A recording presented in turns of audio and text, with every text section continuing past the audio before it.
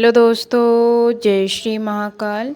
एक नए दिन नई सुबह में आप सभी का स्वागत है। ब्लॉग अच्छा लगता है तो प्लीज़ जो नए आते हैं चैनल को ज़रूर सब्सक्राइब कीजिए और कमेंट कर दीजिएगा, और जो सब्सक्राइब करके रखे उनको बहुत बहुत धन्यवाद। तो यहाँ पर है आज हरितालिका तीज। तो मैं उठ गई थी मॉर्निंग में 2:30 बजे। तो सुबह उठ के क्या है ना, मतलब किसी से बातें नहीं करना, कुछ नहीं करना।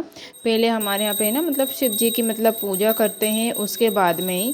तो दादू के पापा है ना अब इस टाइम पे सो रहे थे, तो मैंने सोचा जल्दी जल्दी है ना मैं झाड़ू पोछा कर लेती हूँ।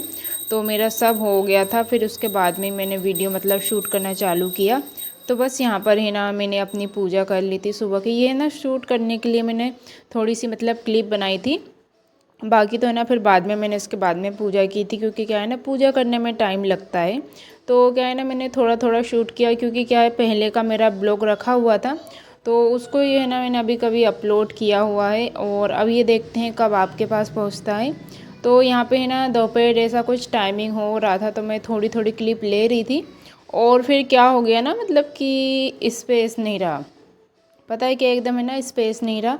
तो बीच में है ना मैंने ब्लॉग मतलब चालू कर दिया कैमरा, और वो बंद हो गया था, तो कुछ शूट ही नहीं हो पाया। तो कभी कभी ऐसा होता है, और मोबाइल में ना थोड़ी बहुत फ़ोटो वगैरह इससे है ना स्पेस भी नहीं होता है। तो वीडियो है ना 40 मिनट से ज़्यादा की है ना वीडियो मतलब होती नहीं है।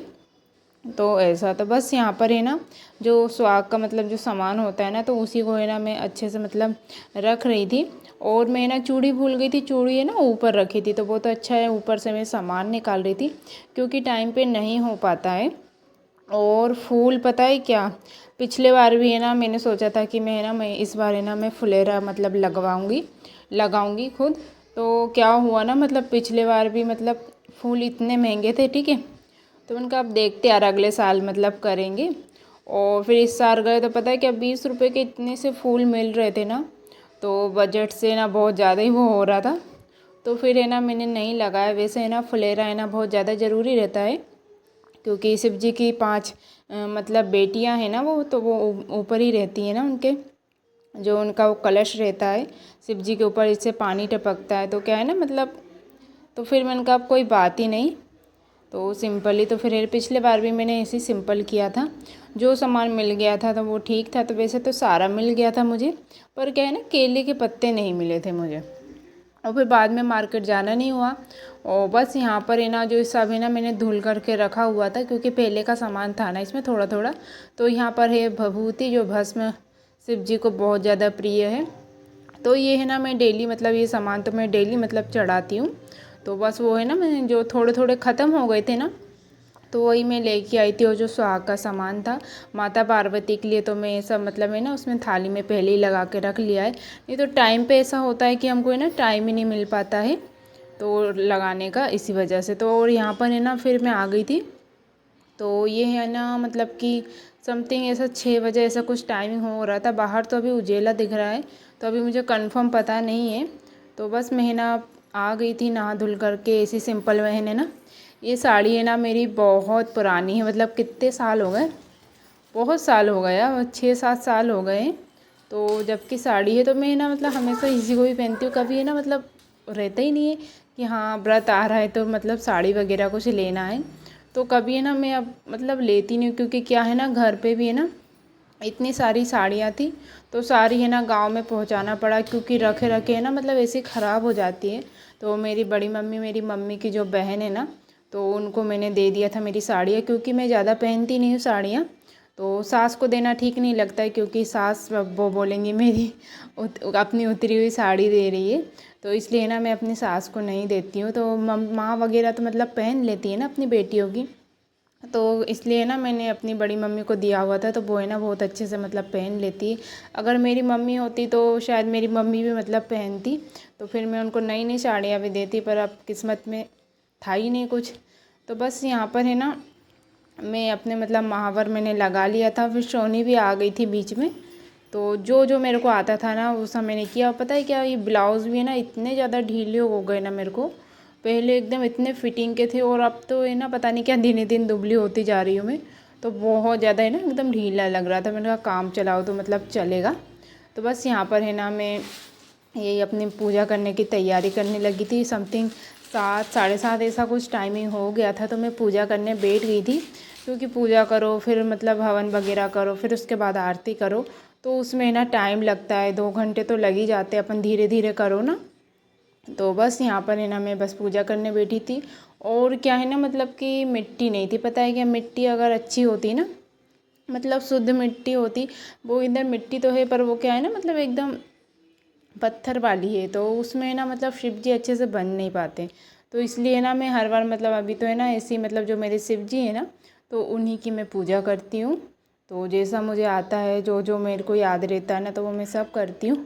और भोले बाबा तो वैसे भी भोले हैं, तो हमारे पास जो सामान ना हो उसके लिए भी मतलब वो है ना, इतना वो नहीं रहता है ना भोले बाबा को, उनको है ना मतलब हाथ जोड़ लो ना तो भी है ना वो खुश हो जाते हैं, और हम जो मांगते हैं ना वो हमें दे देते हैं। तो मुझे तो बहुत कुछ दिया भी है, तो मैं बहुत ज़्यादा मानती हूँ। तो बस यहाँ पर है ना मैं एक कथा पढ़ रही थी इस टाइम पे। पूछा, हे महेश्वर, मैंने कब और कैसे यह व्रत किया था, विस्तार के साथ श्रवण करने की इच्छा है।